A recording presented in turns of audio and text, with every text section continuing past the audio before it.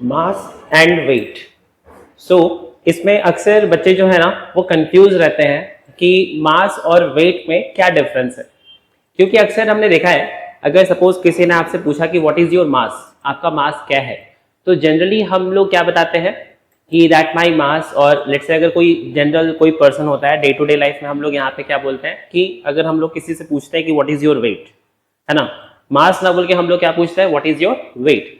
तो वहां पे अक्सर हम लोग देखते हैं कि जो हमें आंसर मिलता है दैट इज कि लेट्स से किसी पर्सन से हमने पूछा कि व्हाट इज योर वेट, तो उसने बताया कि my weight is let's say 50 kg। तो क्या आपको लगता है कि यहाँ पे जो पर्सन ने पूछा व्हाट इज योर वेट और जो आंसर आया 50 kg, क्या ये दोनों सही है? मतलब क्वेश्चन जो उसने पूछा वो तो सही है, बट जो उसका आंसर आया क्या वो सही है? द आंसर इज दैट, यहाँ पे जब किसी ने आपसे पूछा कि आपका वेट क्या है, तो अगर आप बता रहे हो 50 kg, that means you are not telling your weight, you are actually telling your mass, है ना। तो एक्चुअल में यहाँ पे जो कंफ्यूजन आता है मास और वेट को लेके, उसको आज हम लोग यहाँ पे पहले क्लियर कर ही लेते हैं आज, ठीक है। और ये इंपॉर्टेंट भी है आपके लिए क्योंकि आपके सिलेबस का पार्ट भी है।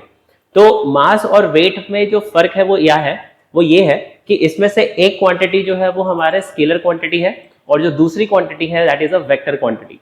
अब आप सोचोगे कि स्केलर और वेक्टर क्या होता है, तो स्केलर और वेक्टर के बारे में अगर आपको याद हो, हमने अपने प्रीवियस लेक्चर में डिस्कस कर रखा है, राइट। तो यहाँ पे मैंने आपको बताया था कि वैसे क्वांटिटीज जिनको सिर्फ मैग्नीट्यूड की जरूरत होती है उन्हें हम स्केलर कहते हैं, और वैसे क्वांटिटीज जिनको मैग्नीट्यूड और डायरेक्शन दोनों की रिक्वायरमेंट हो वो होते हैं वेक्टर्स।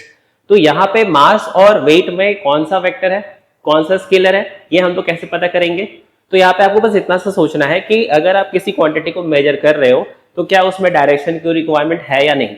तो अगर आंसर है कि यस रिक्वायरमेंट है तो हम लोग उसे वेक्टर कहेंगे, अगर रिक्वायरमेंट नहीं होगी तो वो हमारे लिए क्या हो जाएगा, that will be our scalar quantity. तो यहाँ पे अगर हम लोग अपने बात करें मास और वेट की, है ना, मास और वेट में आप अगर हम लोग फर्क यहाँ पे आज समझ ही रहे हैं तो इसको हम लोग बहुत अच्छे तरीके से समझेंगे कि मास क्या होता है और वेट क्या होता है ना। मास और वेट में कौन से क्वांटिटीज को हम लोग यहाँ पे कौन सा क्वांटिटी हमारा स्केलर है कौन सा वेक्टर है।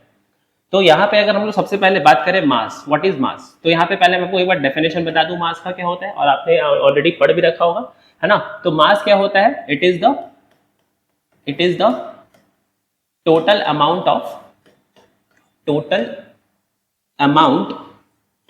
Of matter present in an object is called, या हम लोग इस कॉल यहाँ पे छोड़ सकते हैं, है ना।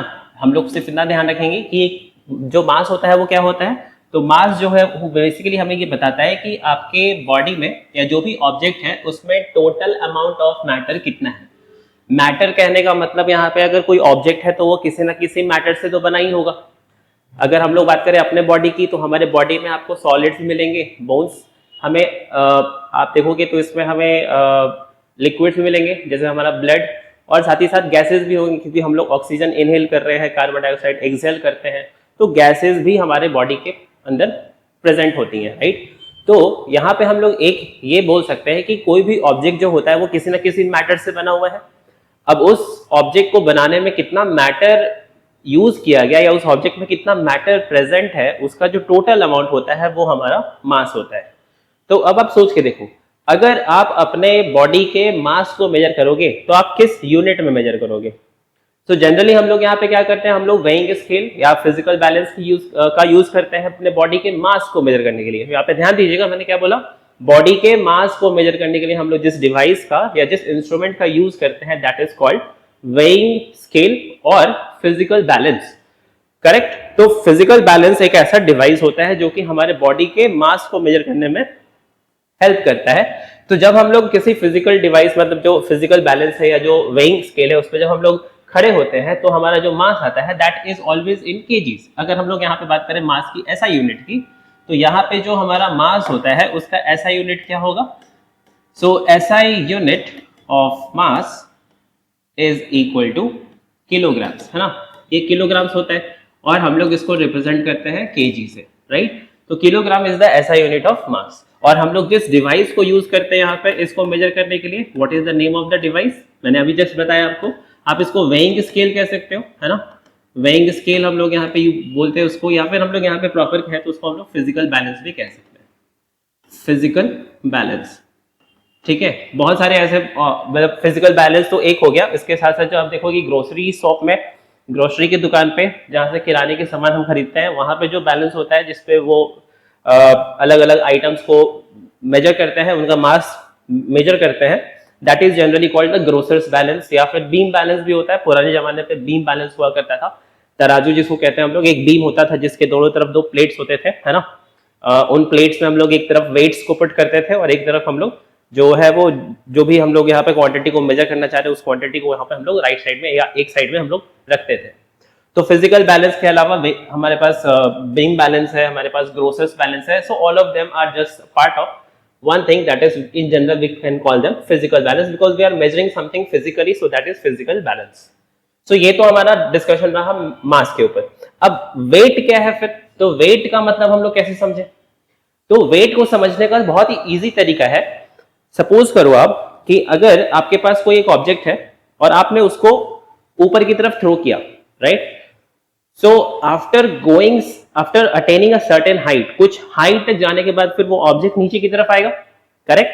तो जब वो नीचे गिर रहा है तो उस पर एक फोर्स लगता है, right. when the object is falling down towards the earth there is a force acting on it, and उस फोर्स को आप जानते हो हमने क्या कहा था, हमने अपने प्रीवियस लेक्चर में डिस्कस कर लिया, राइट। तो हमने उसे क्या नाम दिया था, ग्रेविटेशनल फोर्स। अब ये जो ग्रेविटेशनल फोर्स है ये किसने लगाया, तो जो हमारा अर्थ है उसके पास मास है और जो ऑब्जेक्ट हमने ऊपर की तरफ थ्रो किया था उसके पास भी मास है, तो उन दोनों मासेस के बीच में एक फोर्स जो आता है that is gravitational force.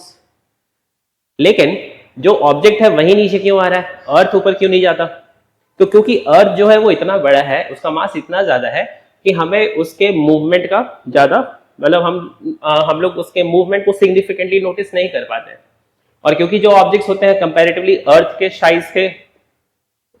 Size से तो काफी छोटे होते हैं, तो जनरली हम लोग उनके मूवमेंट्स को यहाँ पे हम लोग जनरली देख पाते हैं। क्योंकि एक्चुअल में क्या होता है, जो ग्रेविटेशनल फोर्स का एक प्रॉपर्टी है कि जो फोर्स होता है ना वो बेसिकली मास के डायरेक्टली प्रोपोर्शनल होता है, या जो हम लोग यहाँ पे एक और टर्म कहते हैं दैट इज कॉल्ड एक्सेलरेशन।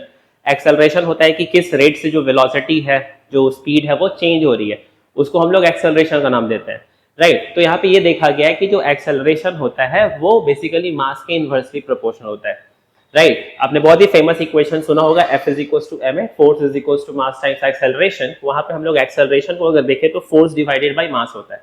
तो एक्सेलरेशन जो है वो मास के इनवर्सली प्रोपोर्शनल होने की वजह से, तो जिस बॉडी की मास ज्यादा होगी उसकी एक्सेलरेशन कम होती है, और जिस बॉडी की मास कम होगी उसकी एक्सेलरेशन ज्यादा होती है।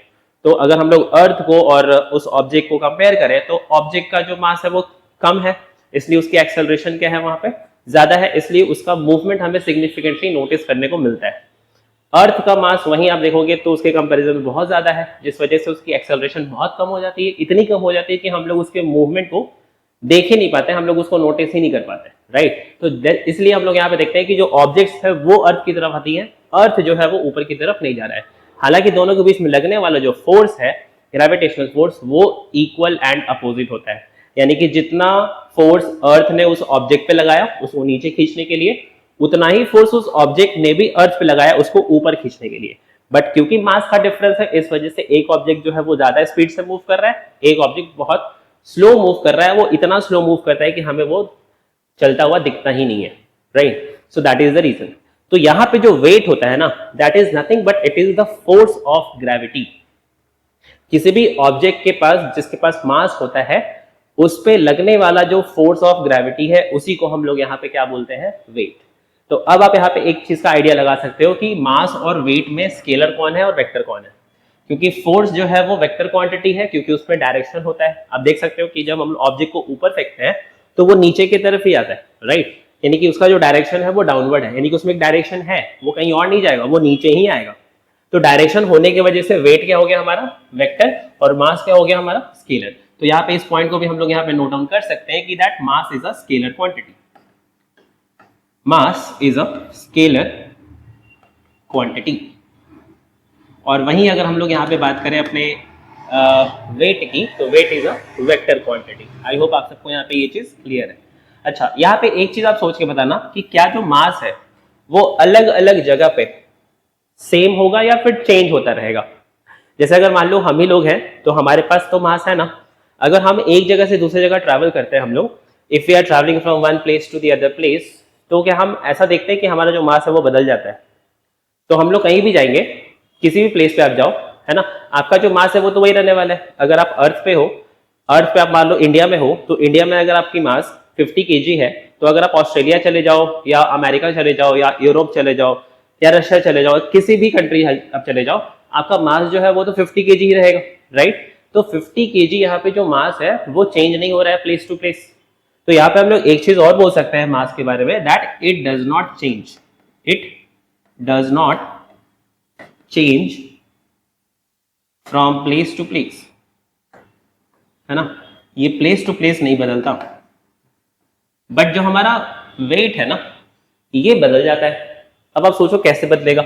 जैसे अगर मान लो हम लोग अपने अर्थ की ही बात करें, तो अर्थ के ऊपर, ठीक है, अब हम लोग थोड़ा सा वेट के ऊपर भी डिस्कशन करते हैं, ठीक है। यहाँ पे वेट क्या है उसको भी समझते हैं। तो यहाँ पे सपोज अगर हम लोग बात कर रहे हैं अपने वेट की, तो वेट क्या है, अभी इसको अगर हम लोग सबसे पहले डिफाइन करें तो what is a wait.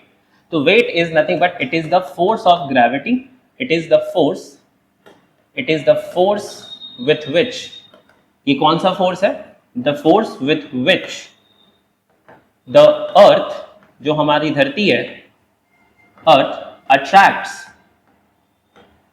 Any object towards its centre, towards its centre.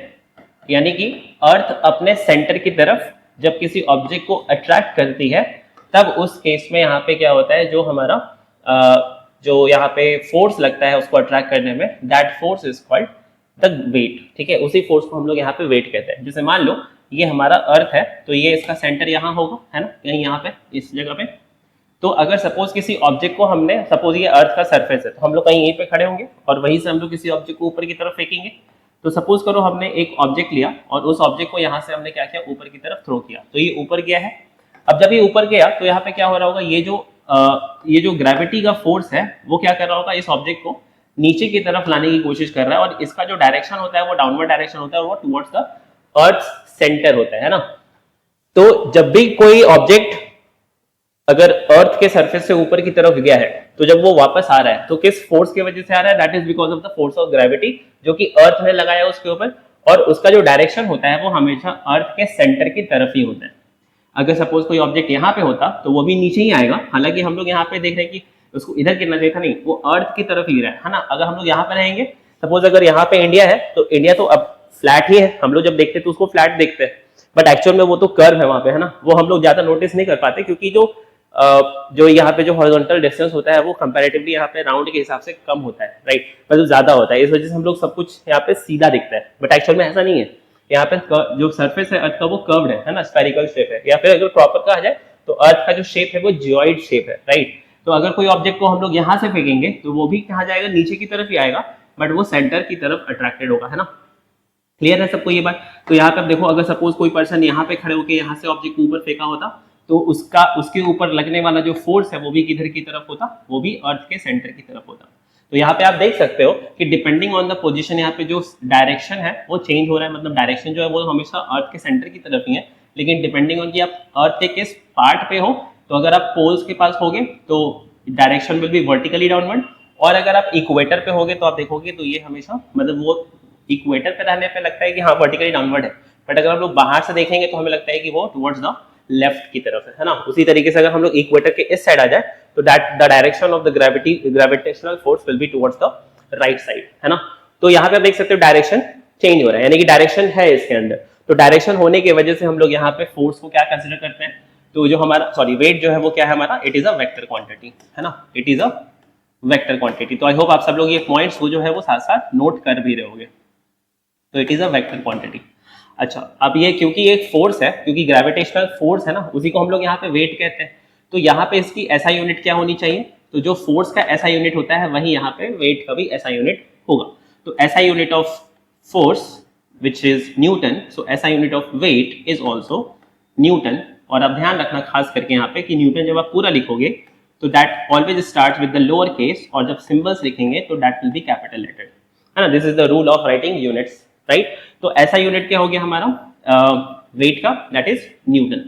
इसके साथ साथ हम लोग अगर वेट को मेजर कर रहे हैं तो किस डिवाइस से मेजर करेंगे, तो इट इज मेजर्ड यूजिंग, एक डिवाइस होती है जिसका नाम है स्प्रिंग बैलेंस।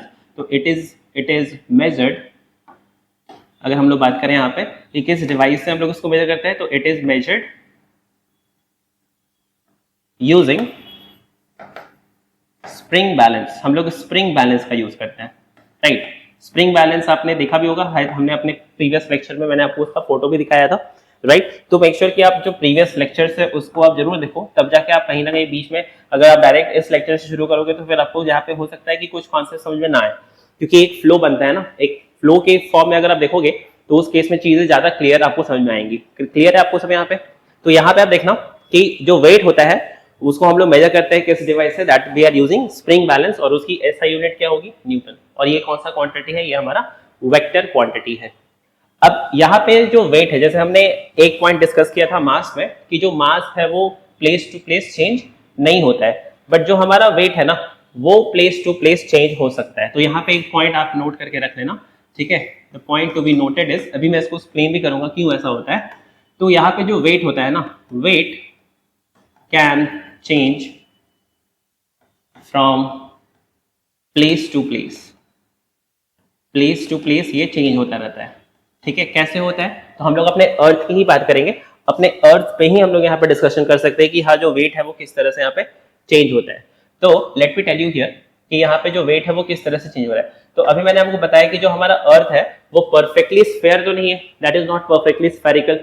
आप देखोगे कि जो हमारा अर्थ का एक्चुअल शेप है उसमें आप देखोगे जो अर्थ है हमारा पोल्स पे दबा हुआ है थोड़ा, और इक्वेटर पे थोड़ा बल्जिंग आउट है। तो ये जो शेप बनता है ना, इस शेप को हम लोग क्या बोलते हैं, जियोइड शेप कहते हैं। तो अगर हम लोग इसको यहाँ पे ड्रॉ करने की कोशिश करें तो हमें कुछ ऐसा ये देखने को मिलेगा हमारा earth. So this is our earth. इस तरीके से, इस तरीके का शेप है हमारे अर्थ का। तो ये रहा पोल और ये रहा इक्वेटर। तो इक्वेटर पे ये थोड़ा ज्यादा बाहर की तरफ निकला हुआ है, ये थोड़ा बल्जिंग है, और पोल्स पे ये क्या है, ऊपर से थोड़ा दबा हुआ है। तो इस शेप को हम लोग यहाँ पे क्या नाम देते हैं, this shape of earth is called the geoid shape. तो अगर आपसे कोई पूछेगा कि what is the shape of our earth, what is the shape of our earth, so you can tell that our earth is geoid shape, है ना। अर्थ जो है वो कैसा है, वो जियोइड शेप का है, that is geoidal in shape, correct. Now अब आप यहाँ पे ध्यान से देखना, ये हमारा अर्थ है तो उसका सेंटर कहीं यहाँ होगा, let's say this is the centre of the earth. अब आप यहाँ पे एक चीज नोटिस करना, अगर मैं यहाँ पे पोल्स का डिस्टेंस मेजर करूं यहाँ पे अर्थ के सेंटर से, और अगर हम लोग यहाँ पे इक्वेटर का डिस्टेंस मेजर करें अपने अर्थ के सेंटर से, तो आप देख सकते हो कि कंपैरेटिवली जो पोल्स होते हैं, जैसे ये हमारा नॉर्थ पोल है, ये हमारा साउथ पोल है, राइट। तो ये हमारा पोल्स हो गया, है ना, पोल्स। और यहाँ पे ये क्या है हमारा, दिस इज द इक्वेटर, ये इक्वेटर वाला रीजन है।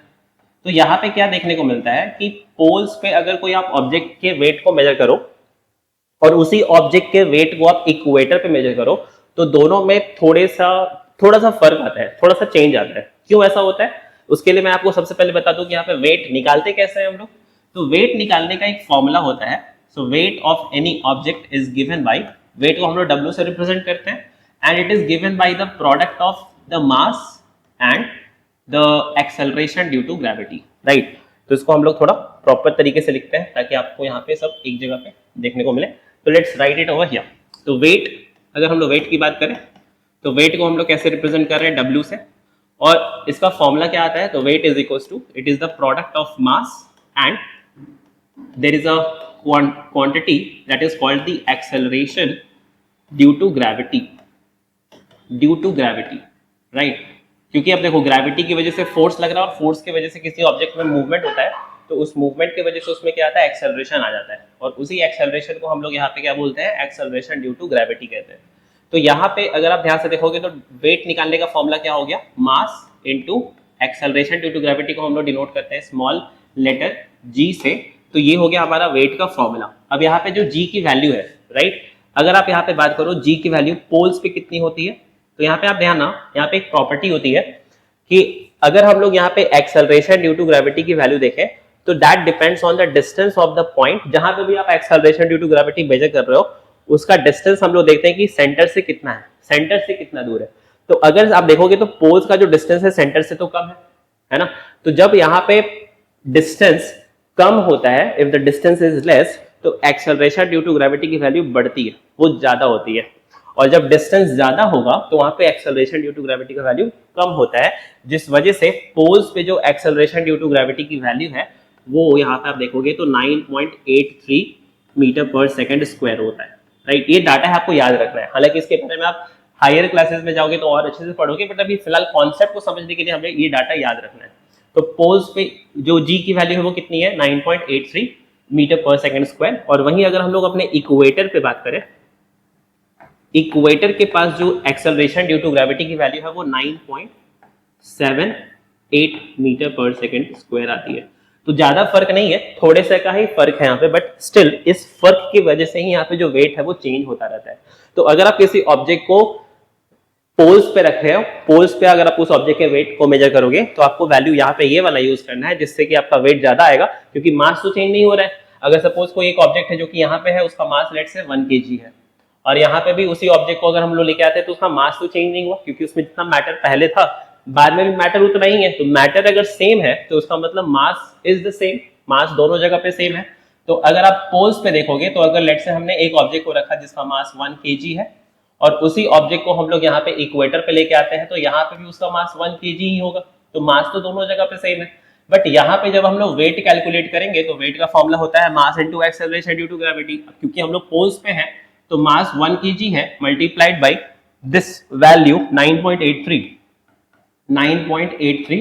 तो यहाँ पे आप देखोगे तो ये kg में है, ये मीटर पर सेकंड स्क्वायर में है, तो वेट का जो ऐसा यूनिट में आंसर आएगा that will B 9.83 Newton's, right. तो ये उस ऑब्जेक्ट का वेट होगा कहाँ पे, पोल्स के ऊपर। और वहीं अगर हम लोग इक्वेटर पे कैलकुलेट करें तो इक्वेटर पे जो वेट आ जाएगा क्या होगा, तो mass is 1 kg but acceleration due to gravity is 9.78। तो 9.78 अगर हम लोग यूज करें तो यहाँ पे जो वेट आएगा दैट विल बी 9.78 न्यूटन्स। तो यहाँ पे आप देख सकते हो कि जो वेट है इक्वेटर पे और पोल पे वो यहाँ पे डिफरेंट है, राइट। और ये डिफरेंस किस वजह से आया है, तो this difference is just because the value of acceleration due to gravity is different at pole and equator. तो जो एक्सेलरेशन ड्यू टू ग्रेविटी की वैल्यू होती है वो डिपेंड किस चीज पे करती है, that depends on the distance of the point from the centre. अगर पॉइंट सेंटर से ज्यादा दूर है तो वहां पे एक्सेलरेशन ड्यू टू ग्रेविटी की वैल्यू कम होगी, और अगर पॉइंट जो है वो सेंटर के नजदीक है तो वहां पे एक्सेलरेशन ड्यू टू ग्रेविटी की वैल्यू ज्यादा होती है एज कंपेयर टू उस पॉइंट पे जहां पे डिस्टेंस ज्यादा था। क्लियर। सो उसी फैक्ट की वजह से हम लोग यहाँ पे क्या देखते हैं कि जो वेट है वो प्लेस टू प्लेस, इवन अर्थ में भी प्लेस टू प्लेस यहाँ पे वेट चेंज होता रहता है। एक फैक्ट और मैं आपको बता दूं, अगर आप किसी ऑब्जेक्ट का वेट अर्थ पे मेजर करो और उसी ऑब्जेक्ट का वेट आप मून पे मेजर करो, तो आप क्या देखोगे वहां पे कि दोनों का जो वेट है वो लगभग 1/6 हो जाता है ना। मतलब अर्थ पे जितना वेट था उसका अर्थ पे जितना वेट था, मून पे जो उसका वेट होगा उसका 1/6 होगा। तो सपोज करो अगर कोई ऑब्जेक्ट है जिसका वेट अर्थ के ऊपर 60 न्यूटन है, तो मून पे जब जाएंगे हम लोग, तो मून पे जाने के बाद उस ऑब्जेक्ट का वेट हो जाएगा लगभग 10 न्यूटन, जो कि उसका जस्ट 1/6 हो गया। बट दोनों का मास जो है वो सेम रहेगा, correct. So this is the fact which you can keep in mind. तो इससे हम लोग यहाँ पे बोल सकते हैं कि जो वेट है ना, बॉडी का वेट, वो प्लेस टू प्लेस बदलता रहता है।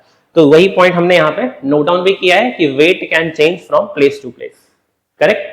तो यहाँ पे अब आप देखोगे तो हमने टोटल 5 पॉइंट्स डिस्कस किए हैं वेट के बारे में, और 5 पॉइंट्स हमने डिस्कस किया है मास के बारे में, है ना। पहला पॉइंट डेफिनेशन, दूसरा पॉइंट एसआई यूनिट, तीसरा पॉइंट हम लोग किस डिवाइस को यूज करते हैं, कौन सी क्वांटिटी है ये, और ये चेंज होती है या नहीं होती है। अब इसी पॉइंट को अगर आप एक टेबुलर फॉर्म में अरेंज कर दो तो यहाँ पे बन जाएगा उनके बीच में एक कंपैरेटिव डिफरेंसेस, है ना। हम लोग यहाँ पे कंपैरेटिव डिस्कशन भी कर सकते हैं। तो क्या क्या डिस्कशन कर सकते हैं हम लोग कंपैरिजन। अगर सपोज क्वेश्चन आपसे पूछा गया that what is the difference between mass and weight, तो आप यहाँ पे पहला पॉइंट ये बोल सकते हो कि mass is a total amount of matter present in the body, whereas weight of the object is the amount of force or the force of gravity that is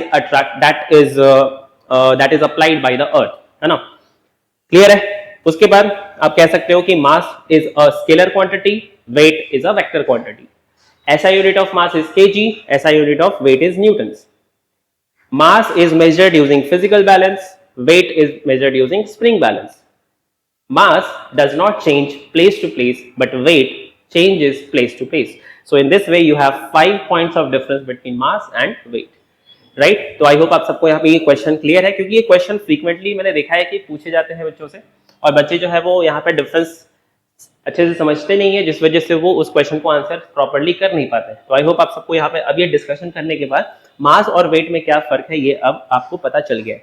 तो आज के बाद अगर आपसे कोई पूछे कि व्हाट इज योर वेट, तो आप पहले तो ये पूछ लेना कि आपको वेट जानना है कि मास जानना है। अगर वो फिर भी बोलता है कि मुझे आप वेट बताओ, तो वेट बताने के लिए आप क्या करोगे, आपका जो भी मास है उसमें 9.8 मल्टीप्लाई कर देना और जो वैल्यू आएगी उसको आप बता देना, ठीक है। जैसे मान लो किसी पर्सन का वेट 10 kg, सॉरी मास अगर 10 kg है तो 10 kg multiplied by 9.8 that will give you 98 Newton. तो उस ऑब्जेक्ट का जो वेट है दैट इज 98 न्यूटन। उस ऑब्जेक्ट का मास है 10 kg।